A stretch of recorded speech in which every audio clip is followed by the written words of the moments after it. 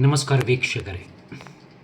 ಒಬ್ಬ ವ್ಯಕ್ತಿ ದಿನಕ್ಕೆ ಎಷ್ಟು ನೀರು ಕುಡಿಯಬೇಕು, ಎಷ್ಟು ಲೀಟರ್ ಕುಡಿಯಬೇಕು, ಒಂದು ಕ್ಯಾಲ್ಕುಲೇಷನ್ಸ್ ಇದೆ ನೋಡಿ. ಸಾಮಾನ್ಯವಾಗಿ ಎಕ್ಸಾಂಪಲ್ ತಗೊಳ್ಳೋದಾದರೆ, ಒಬ್ಬ ವ್ಯಕ್ತಿ 45 kg ತೂಕ ಇದ್ದರೆ ಅವನು 1.9 ಲೀಟರ್.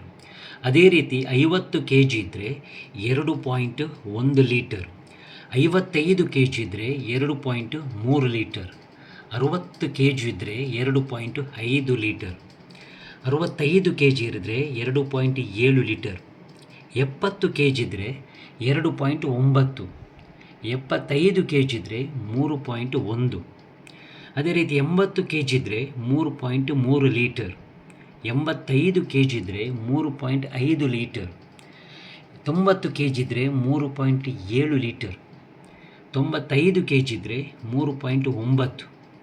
ಅದೇ ರೀತಿ 100 kg ಇದ್ದರೆ ಒಬ್ಬ ವ್ಯಕ್ತಿ ಅವನು 4.1 ಲೀಟರ್ ನೀರು ಕುಡಿಯಬೇಕು. ಇದು ಸಾಮಾನ್ಯವಾಗಿ ಒಂದು ಕ್ಯಾಲ್ಕುಲೇಷನ್, ದಿನಕ್ಕೆ ಎಷ್ಟು ನೀರು ಕುಡಿಯಬೇಕು ಅಂತೇಳಿ.